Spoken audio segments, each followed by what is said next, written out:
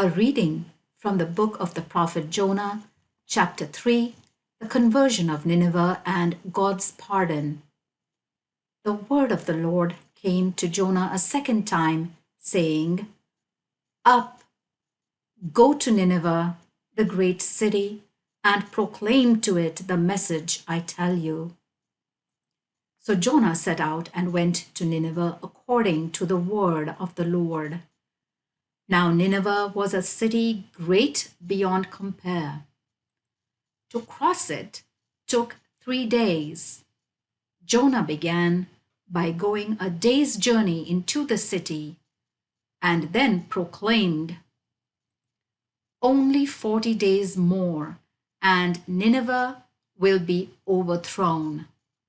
And the people of Nineveh believed in God.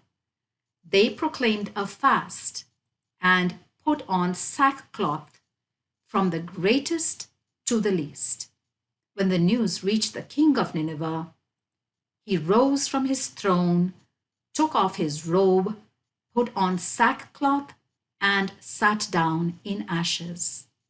Then he had it proclaimed throughout Nineveh by decree of the king and his nobles as follows: No person or animal, herd or flock shall eat anything. They shall not feed, nor shall they drink water. All must put on sackcloth and call on God with all their might. And let everyone renounce their evil ways and the violence that is in their hands. Who knows? Perhaps God will change his mind and relent and renounce his burning wrath so that we shall not perish. God saw their efforts to renounce their evil ways, and God relented about the disaster which he had said he would to bring on them, and did not bring it. The word of the Lord.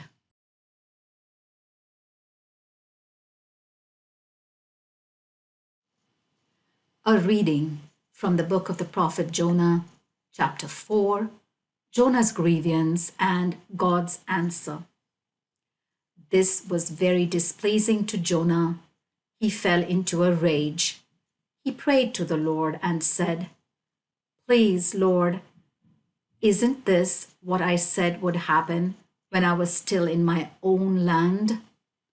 That was why I first tried to flee to Tarshish, since I knew you were a tender, compassionate God, slow to anger, rich in faithful love, who relents from inflicting disaster. So now, Lord, please take my life, for it is better for me to die than to go on living. The Lord replied, Are you right to be angry? Jonah then left the city and sat down to the east of the city. There he made himself a shelter and sat under it in the shade to see what would happen to the city.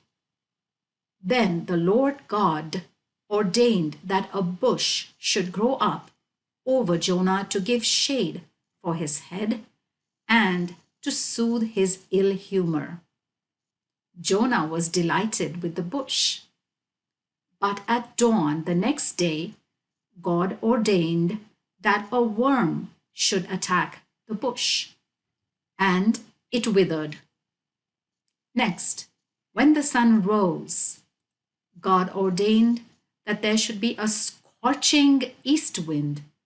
The sun beat down so hard on Jonah's head that he was overcome and begged for death, saying, It is better for me to die than to go on living. God said to Jonah, Are you right to be angry about the bush? He replied, I have every right to be angry, mortally angry. The Lord replied, You are concerned about the bush, which has not cost you any effort, and which you did not grow, which came up in a night and has perished in a night. So why should I not be concerned about Nineveh, the great city, in which there are more than 120,000 people who cannot tell their right hand from their left, and many animals? The word of the Lord.